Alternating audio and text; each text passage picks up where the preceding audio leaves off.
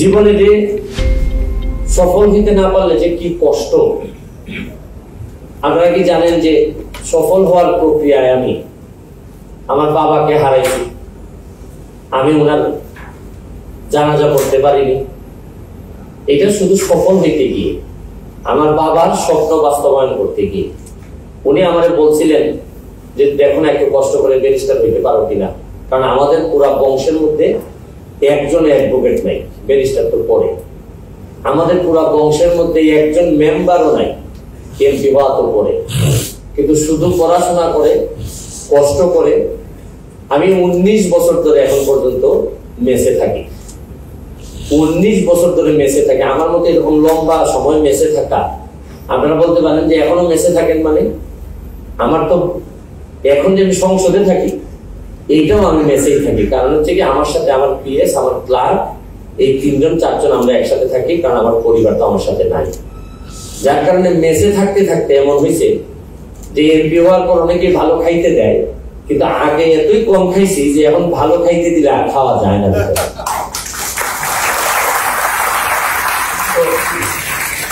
আমি জানি স্যার যে বললেন যে মৃত্যুকে ভয় পাই না, বা আমি বললাম যে আরেকটু ওয়েট করতে হবে। বাংলাদেশের একটা বড় সমস্যা কি জানেন? আমাদের নক্ষত্রগুলার পতন যে সময় হওয়ার কথা, বা এই নক্ষত্রগুলার পতন আমরা যাদের দেখতে চাই না তাদের বহু মানুষের পতন হয়ে যায়। আর এই পতন হওয়ার কারণে দেশ জাতি যেভাবে ক্ষতিগ্রস্ত হয়, এই ক্ষতিটা আর পূরণ করা যায় না। এই জন্য আমি প্রতিদিন আমার লাইসেন্সটা রিনিউ করি যে আচ্ছা আমি কি এখনো ভয় পাই না, আমি কি এখনো আমার ভিতর কি লোভ কাজ করে না। এবং আপনাদেরকে কি বলবো, আমি এমপি হওয়ার পর, আগের ব্যারিস্টার সুমন আর এমপি হওয়ার পর যে ব্যারিস্টার সুমন, অনেকটুকু পার্থক্য হয়ে গেছে। কারণ আমি এখন অনেক ভিতর থেকে দেখতে পাচ্ছি অনেক কিছু। আমি জানেন মাত্র 3 মাসের ব্যবধানে আমাদেরকে আমার এলাকায় বরাদ্দ দেওয়া হয়েছে 29 কোটি টাকা।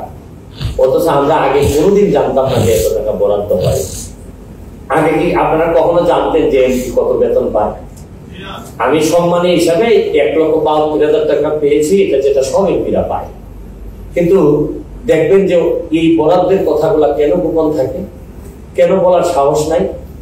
মানে এমন একটা ভাব যে যেটা বরাদ্দ মানুষের জন্য আসে, এটা মানুষকে না জানানোর মানে হচ্ছে গিয়ে যে এখান থেকে 2 নম্বরই করার একটা ইচ্ছা আছে। আমার বেতন বা আমার সম্মানী না জানানোর মানে কি? মানে হচ্ছে কি যে এটাতে লুকানোর কি আছে? আমি যদি শ্রম দেই, আমি বেতন পাই, এটাতে লুকাবো কেন? এর মানে হচ্ছে কি এখানেও কোনো 2 নম্বরের একটা, হয় আপনি 2 নম্বরই করতে চান, আর নাই যে এই সিস্টেমটাকে আপনি অ্যাডপ্ট করছেন যে আপনি সব 2 নম্বরদের সাথেই চলতে চান, এই জন্য আপনি জানাইতে চান না। তা আরো একটা বিষয় কি জানেন, ইঞ্জিনিয়ার যারা, আপনারা তো ডিপ্লোমা ইঞ্জিনিয়ারের দিকে যাচ্ছেন, ইঞ্জিনিয়ারদেরকে আমি খুব ভয় পাওয়া শুরু করছি এমপি হওয়ার পর। আমি আগে বুঝতাম না। দেখেন রাজনীতিবিদরা যখন দুর্নীতি করে, পরের বার পত্রিকাওয়ালারা রিপোর্ট করে তাকে আউট করে দেয় যে না, he is no more MP, উনি এই দুর্নীতি করছে, উনি 5টা বাড়ি বানাইছে, 3টা বাড়ি বানাইছে, আগামীবার থেকে এমপি হওয়া যাবে না। যখন অন্য একজন দুর্নীতিবাজকে আপনি ধরলেন, ব্যবসায়ী, তাকে আপনি দুদক দিয়ে তারে আপনি জেলে পাঠিয়ে দিলেন।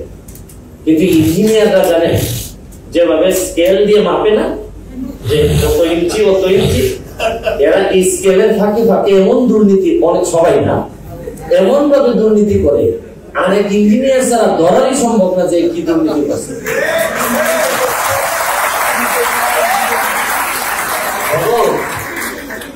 আপনি, কারণ আমি ব্যারিস্টার মানুষ, কারণ আমার দায়িত্ব দেওয়া হলো একজন ইঞ্জিনিয়ারের দুর্নীতি ধরার জন্য।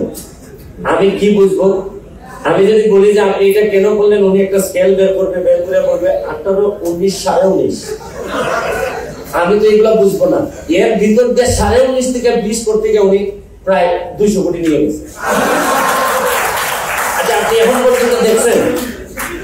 পর্যন্ত দেখছেন যে কত বড় বড় নক্ষত্রের পতন হয়েছে, রাজনীতিবিদের পতন হয়েছে, সাংবাদিকের পতন হয়েছে, সব ধরনের মানুষের পতন হয়েছে, খুব বড় ইঞ্জিনিয়ারের পতন হয়েছে, শুনছেন? অথচ এই সব ইঞ্জিনিয়ার না, আবার বলছি না, আবার আমার সব ইঞ্জিনিয়াররা দ্বারাই বলবে যে এমপিরা অনাস্থা দাও। দুইটা ক্ষতি করে আমাদের ইঞ্জিনিয়াররা, আমাদের লাভ ওনারা অনেক করতেছে। একটা ক্ষতি হচ্ছে গিয়ে যারা অসৎ, একটা ক্ষতি করার হচ্ছে গিয়ে তারা সেবার নামে, সেবা করার নামে আমাদেরকে ইঞ্চির ফাঁকে ফেলে টাকা পয়সা যা নেওয়া নিয়ে যাচ্ছে। আর আরেক জাতের ইঞ্জিনিয়ার আছে, এরা একটু কোয়ালিফাইড হলেই দেশটা ছেড়ে দেয়। মানে অনেকটা হচ্ছে গিয়ে গ্রামের ছেলেরে বাবা মা এত কষ্ট করে পড়ায়, পড়ানোর পর দেখা যাচ্ছে যখন ইনকাম করে ছেলে মেয়েরে খাওয়ানোর সময় আসে, তখন কিন্তু সে ঢাকায় একটা ধনী শ্বশুর বাড়িতে গিয়ে বিয়ে করে, যার কারণে আর বাবা মা আর আসতে পারে না। তো ওই স্মৃতিটুকু নিয়ে বেঁচে থাকতে হয়। আমাদের বেশিরভাগ, আপনি জানেন যে ব্রেইন যেটা বলে, আমাদের বুয়েট থেকে, যেটা আমাদের একটা গর্ব করার মতো একটা প্রতিষ্ঠান, এইখান থেকে সবচেয়ে বেশি কোয়ালিফাইড লোক কেউ আর বাংলাদেশে নাই, বেশিরভাগই আপনার চলে গেছে বিদেশে। এরা আমাদেরকে সার্ভিস দেয় না, দেয় হচ্ছে গিয়ে বিদেশকে সার্ভিস। মিশন 90 সংবাদের পিছনে নয়, ভিতরে ছুটি।